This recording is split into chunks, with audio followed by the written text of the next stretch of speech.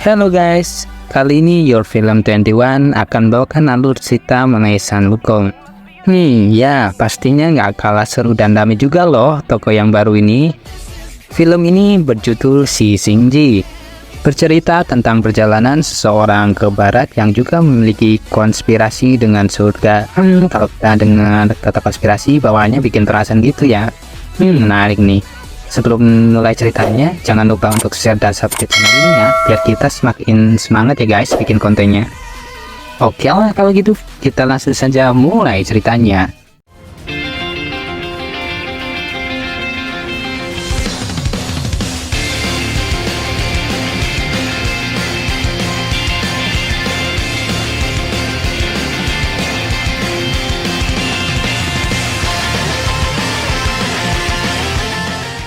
Film dibuka dengan hutan salju yang begitu lebat dan banyak pepohonan tak berdaun. Lalu terdengar suara dari seorang putri kecil yang sedang merengek meminta diceritakan kisah oleh ayahnya. Yang ternyata ayahnya adalah seorang raja naga hijau yang cukup besar. Dan gadis kecil itu sedang duduk santai di punggung sang ayah. Jauh mata memandang, di antara hamparan salju itu ada seekor serigala yang sedang kesakitan. Sekujur tubuhnya banyak cakaran dan darah. Nama gadis ini adalah Xiang Yu. Dia mencoba melompat turun dan mendekat serigala tersebut. Raja Naga melihat luka-luka di seluruh tubuh serigala dan mengatakan bahwa luka tersebut disebabkan oleh pertarungan dengan harimau.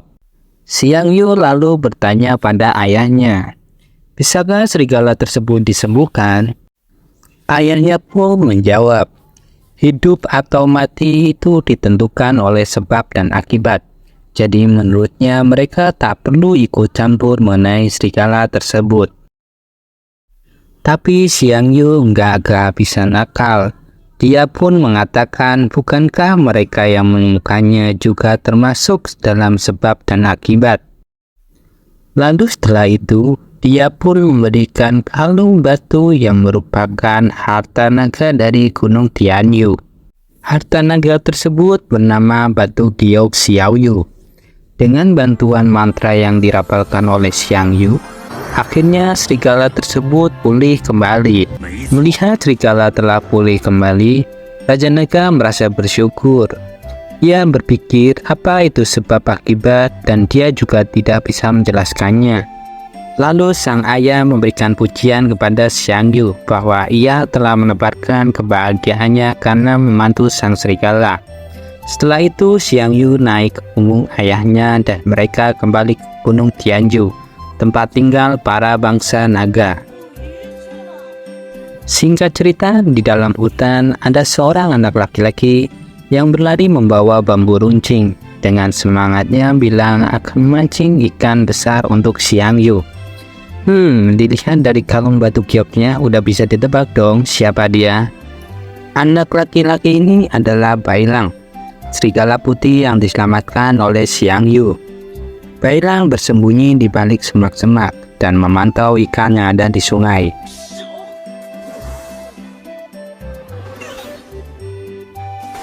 Ketika Bailang sedang berdoa, tiba-tiba muncul batu besar yang berbentuk seperti kepala. Dan ternyata dia ini adalah Dewa Bumi yang bernama Kakek Tudi. Kakek ini bertanya kepada Bailang, apakah dia memancing ikan untuk dibawa ke gunung? Bailang pun mengangguk. Kakek Tudi kagum dengan Bailang. Di antara banyak roh yang melayani di istana Naga Tianyu, tidak ada yang kerja keras dibanding Bailang. Bahkan Bailang juga menawarkan ikan itu untuk kakek Tudi. Tapi kakek itu mengatakan dia hanya memakan hewan yang sudah terurai. Kakek Tudi juga merasa bangga karena pertumbuhan Bailang yang terbilang cepat dari hewan biasanya. Karena sekarang Bailang sudah bisa berbicara layaknya seorang manusia. Beberapa tahun lagi mungkin Bailang akan menjadi seorang yang cerdas seperti manusia. Dan ketika Bailang semakin cerdas, dia akan memiliki lebih banyak keinginan. Lalu tiba-tiba dari belakang ada angin yang aneh, dan kakek pun berkata, energi seperti ini seharusnya tidak ada di Gunung Tianyu. Suasana semakin mencekam. Seketika banyak portal cahaya dari atas awan berwarna kuning. Di sini terlihat banyak burung-burung seperti ketakutan, dan sang kakek Tudi pun mengatakan, ini sepertinya tanda-tanda pasukan surgawi telah datang. Kakek Tudi yang terlihat ketakutan langsung memberi peringatan kepada Bailang bahwa mereka tidak pernah bertemu. Dalam kebingungannya, Bailang yang melihat arah cahaya itu langsung pergi ke arah istana naga Tianyu. Terlihat di tunggu perapian, tempat penempaan pedang, terdapat Raja Naga Tianyu. Dia mendapatkan kabar bahwa pasukan Kaisar Citian akan segera datang. Naga ini bernama Kakso. Dia menebak bahwa pasukan surgawi telah mengetahui objek itu ada di Gunung Tianyu. Meskipun mereka mengajukan surat kesepakatan kedamaian, itu tidak akan bertahan lama karena Kaisar Citian adalah orang yang sangat menakutkan. Jika objek itu dibiarkan ada di tangannya, entah apa yang akan terjadi. Ternyata Raja Naga dan mangsanya sudah menyimpan rahasia keberadaan objek itu selama 16 tahun. Karena itu, ia tak bisa membiarkan usahanya sia-sia, dan maka pilihannya adalah bertarung sampai mati melawan pasukan surgawi. Lalu Kakso bilang bahwa ia sudah meminta bantuan kepada Raja Naga Bumi, tetapi dia belum menemukan jawabannya. Raja Naga yang mendengarnya pun sudah menduganya, mungkin karena mereka takut jadi pada kabur. Waktu semakin sedikit, di istana ada 300 naga yang siap membantu. Mungkin kali ini nasib memilih bangsa naga untuk memikul tanggung jawab melindungi objek itu dan menjadikannya kebanggaan para bangsa naga itu. Lalu Xiangyu melihat gerbang emas terbuka di atas langit. Ia menebak bahwa pasukan Kaisar Citian akan tiba dari kejauhan. Raja Naga membenarkan dugaannya bahwa mereka adalah pasukan surgawi yang pernah mengalahkan Dewa Ashura. Ketika mereka sudah mengalahkan para dewa, mereka jadi arogan, tidak menghormati kehidupan orang lain. Setelah mendengarnya, Xiangyu menawarkan diri untuk ikut melawan mereka. Tapi Raja Naga malah meminta Xiangyu untuk melarikan diri dari istana dan tidak bisa memberitahukan alasan tentang hal itu. Xiangyu diberi misi untuk tetap hidup, tapi Kakso mengatakan belum saatnya Xiangyu untuk pergi. Jika sekarang ia pergi, maka rumornya akan tersebar dengan cepat.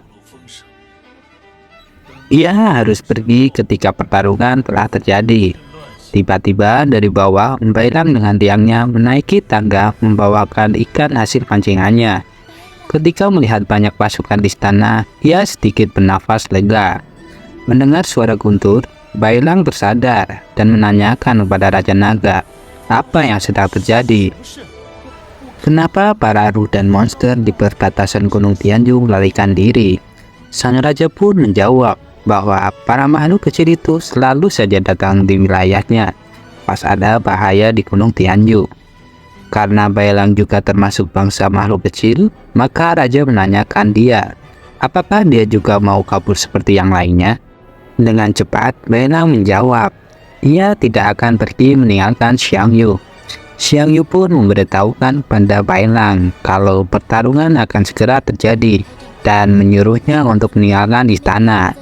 Tetapi Bailang tidak mau pergi dan langsung memeluk Xiangyu. Bailang bisa-bisanya ngambil kesempatan dalam kesempitan. Lalu Xiangyu mengalihkan pembicaraannya. Melihat ikan yang dibawa oleh Bailang, Xiangyu bilang dia bakal menyimpan ikan itu sebagai rasa terima kasihnya kepada Bailang. Jadi Bailang gak perlu merasa berhutang lagi kepadanya dan menyuruh Bailang cepat pergi dari sini. Raja Naga yang mulai geram melihat Bailang yang tak ingin pergi, mulai marah dan melempar Bailang. Lalu saat itu juga gerbang emas berdiri di hadapan Gunung Tianyu. Pasukan surgawi pada berdatangan.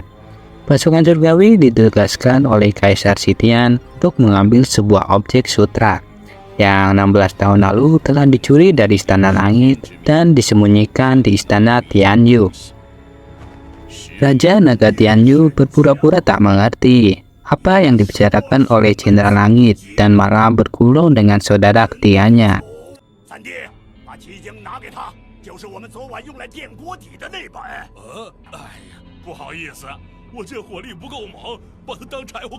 Kesal dengan jawabannya, Jenderal Langit pun menginstruksi pasukannya untuk menghabisi Gunung Tianyu.